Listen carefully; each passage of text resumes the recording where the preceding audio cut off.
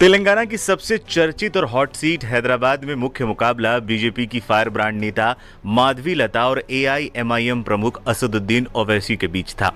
Owaisi Hyderabad seat से 5वीं बार लोकसभा पहुंचने के लिए चुनाव लड़ रहे थे, तो माधवी पहली बार चुनावी मैदान में थी।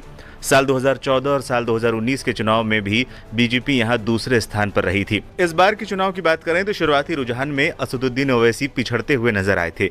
माधवी लता ने थोड़ी बढ़त बनाई थी, लेकिन जल्द ही असदुद्दीन ओवैसी ने अपने गढ़ में वापसी की और देखते ही देखते ऐसी लीड बना ली जिसको पछाड़ पाना माधवी लता के लिए मुश्किल ही नहीं, नामुमकिन सा हो गया।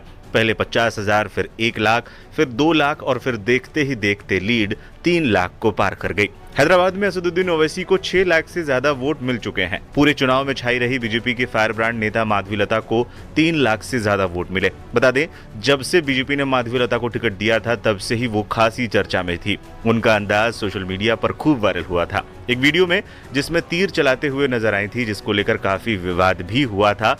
इसके अलावा ओवैसी पर जिस तीखे अंदाज में वो हमला कर रही थी, उसकी भी बहुत ज्यादा चर्चा सोशल मीडिया पर थी।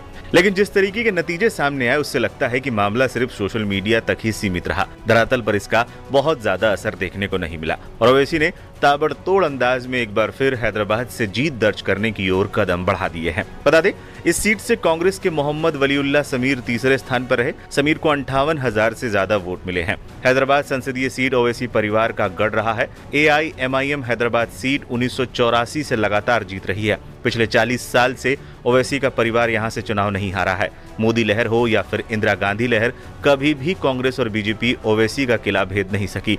साल 2014 और 2019 में भी ओवैसी ये सीट आसानी से जीत गए थे। हैदराबाद समेत तेलंगाना की सभी सीटों पर 13 मई को चुनाव हुए थे। अगर वोटर्स की बात करें तो हैदराबाद के करीब 60% मुस्लिम मतदाता हैं और करीब 40% हिंदू वोटर हैं। हैदराबाद लोकसभा क्षेत्र में 7 विधानसभा सीटें हैं, जिनमें से 6 पर ओवैसी की पार्टी का कब्जा है।